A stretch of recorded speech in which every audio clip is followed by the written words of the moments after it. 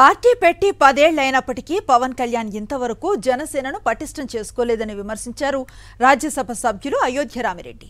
ఒక ఊహాజనిత ప్రపంచాన్ని సృష్టించుకొని పవన్ కళ్యాణ్ రాజకీయం చేస్తున్నారన్నారు.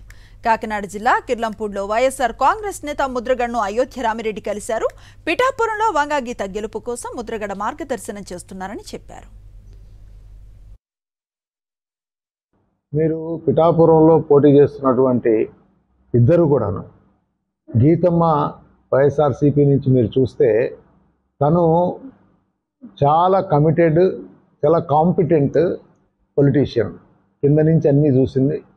దానికి తోడు ఇక్కడి నుంచి పద్మనాభం గారు ఫుల్ మొత్తం కంప్లీట్ గైడెన్స్, హ్యాండ్ హోల్డింగ్ రెండు చేస్తున్నారు.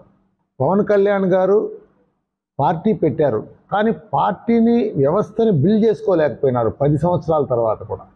ఆయన చూస్తే ఎక్కడన్నా ఒక బూత్ కమిటీలు వేసుకున్నారా, జిల్లా కమిటీలు వేసుకున్నారా, స్టేట్ కమిటీలు వేసుకున్నారా, ఎప్పుడన్నా ఒక రివ్యూ మీటింగ్స్ పెట్టుకున్నారా, ఎక్కడ ఒక ప్రాసెసెస్ కానివ్వండి, కంట్రోల్స్ కానివ్వండి, పార్టీ తరఫు నుంచి వ్యవస్థని పటిష్టం చేసుకోకుండా, ప్రణాళికలు లేకుండా ఆయన ఏదో